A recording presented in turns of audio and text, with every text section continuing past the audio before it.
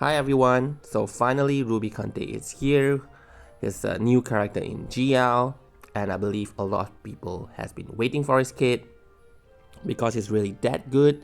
And let us jump right straight into the discussion whether Rubicante's FR should be used as a main FR or as an echo.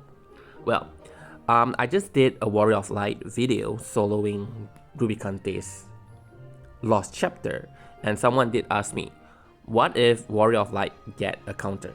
Well, technically, that is what Rubicante is. Rubicante's FR has 40% HP damage bonus when the enemy does Brave or HP damage on Rubicante. So that's 10% lesser than Warrior of Light, but it is really good enough. And for every fire counter, which this is not present in Warrior of Light's kit, but Rubicante has, for every fire counter, it is 5%. Not technically just counter, but any off-turn attack is 5%. If it's on-turn fire attack, then it's 10%. So Rubicante's kit, if you have his BT, he countered twice. So during an enemy's turn, that's actually 50%. Right? So he fits very well into most of the off-turn teams. So using his FR as a main FR is actually a really good option. Moreover, his FR actually delays him because it has 50% turn rate down. So it delays him, allowing more enemy to take turns, allowing him to counter even more. So that makes his FR a really good FR. Just be sure that you don't bring another character like Gao or Garnet because they are elemental, so they cannot trigger the 5% or the 10% on turn off turn attack. But when you compare it with 40% when the enemy hit Rubicante, it doesn't really matter if it's 5 or 10%, right? Because it doesn't really affect it that much. If you like have the enemy take 20 turns, you already hit 999. And especially with echoes that prolongs the off-turn phase, then yeah, so just bring more often, make sure that everyone in the team has counter and things like that. And overall, the party will work. You will definitely demolish whatever fight that is focused on off-turn easily. But since Rubicante also deals so much damage as an off-turn, if you wanted to use another character's FR as a main FR and as him as Echo, is totally not a problem. Ruby is a really good character. He fits, he can do solo, he can do full team. Yeah, he's a really good character. So moving to the next part, do we need his BT? His BT in terms of DPS, his BT basically add on to his damage. If you do not have his BT, he is kind of similar to most of the counter tanks that we have now because they do not have BT as well, like Oren, Gladiolus. In terms of the HP damage done from their counter, Ruby does 2 HP dumps with counter Fira, while Oren is 3, Gladiolus is 1, but we know that Oren and Gladiolus still works very well, so even with 2 HP dumps, Rubicante is pretty much still a very good character. But now with his BT, not only that his BT provides 50% HP damage limit up to the entire party, but Rubicante gained a second counter. So this kind of synergy with his FR, because now with 2 counter, it increases the HP damage bonus by a total of 10% every time he counter twice. And the counter that he gets from his BT is 4 HP dumps.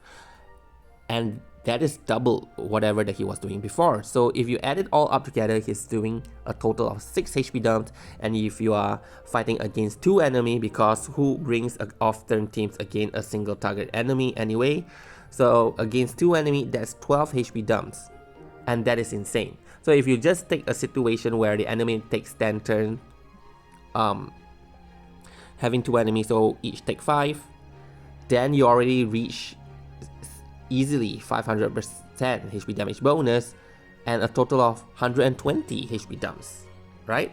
So Yeah, I mean, just looking at this number, it already tells you how insane Rubicante is. So, let's talk about Rubicante solo, because when we talk about Rubicante, everyone's talking about him solo. Well, the reason why we always talk about Rubicante being able to solo is because, first of all, if he's solo, meaning that enemy will take even more turns, and you can optimize his counter with the 6 HP dump higher than any other counter tanks, higher than any other off turn that we have right now, right? So if you like use him in the full team, you kind of like dilute his damage, okay? Which is why a lot of people like to run him solo, because he can. And the reason why he can is because his kit, basically he literally can't die most of the time, is that he has last stand. So what does last stand do? If you have HP above 50% and you are the enemy deals a fatal damage, right? Let's say if they deal 30,000 damage to Rubicante, he will not die. He will live with 1 HP, because that's what last stand is. And he has Bash effect, which is every time his HP go below 50%, he will heal back up to 50%. And when he heals back up to 50%, then his last stand reactivates. So in that case, he technically can't die, right? And the only way if the enemy really, if they can, is that if they deals 2 HP dumps on him.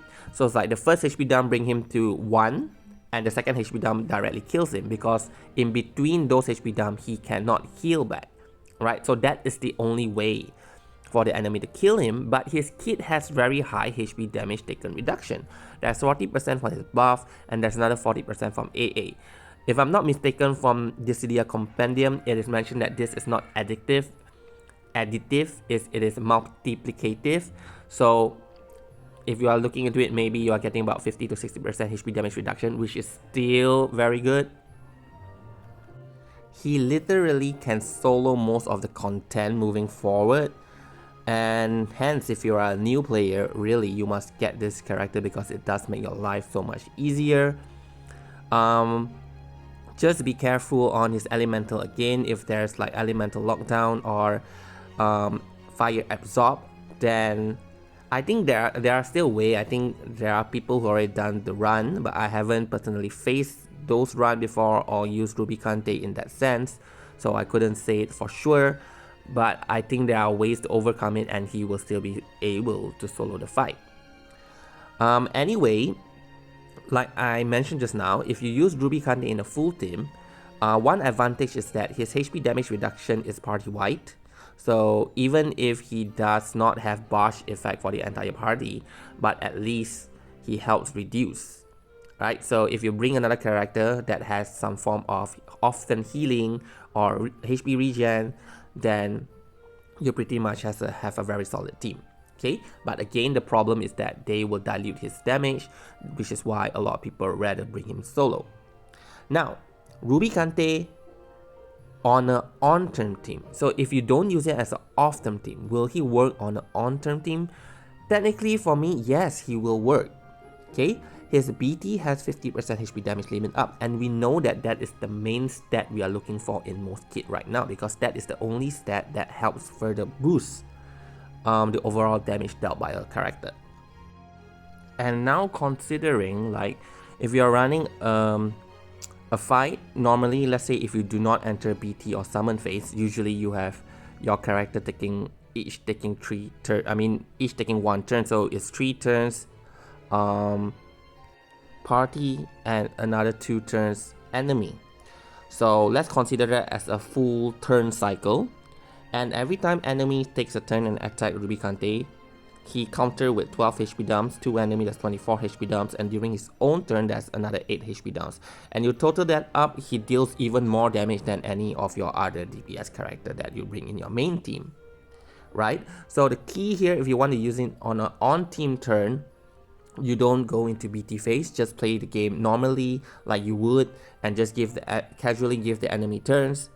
And Rubicante still work perfectly fine, and even and better if you are fighting against enemy that has HP threshold that attacks your party, or enemy that counters, like the one that we just had for Mox Intertwined Will. So imagine like after 70%, and then every time you attack, they counter with Blizzard, and each of them will hit Rubicante, and then now Rubicante will just counter back with 12 HP dumps twice, right? So really he's actually very good in terms of, you know, how you want to use him. Very versatile character, and best of all, I never mentioned in anything in there's no more space for me to type. He has buff ability, which means he can fast charge and he can supercharge as well, and that is pretty insane too, because if you are using him solo, you want to have a quick start, then you can just keep using Blizzara Absorb, which is a buff ability that increases the gauge rather quickly. So overall, I give this character an easy 10 over 10. He is that good. And if you use him for solo, or any way you want to use him, like if you're not going to enter a BT phase for damage, then do consider using his BT phase to gauge charge, and then enter FR, and then after that you can renew his BT phase with his BT finisher, instead of what other character does is use BT finisher, enter BT phase. So since we are not utilizing BT phase, then you can play him differently, and it will be very, very effective. Alright, so good luck with DFFOO, and have a good day.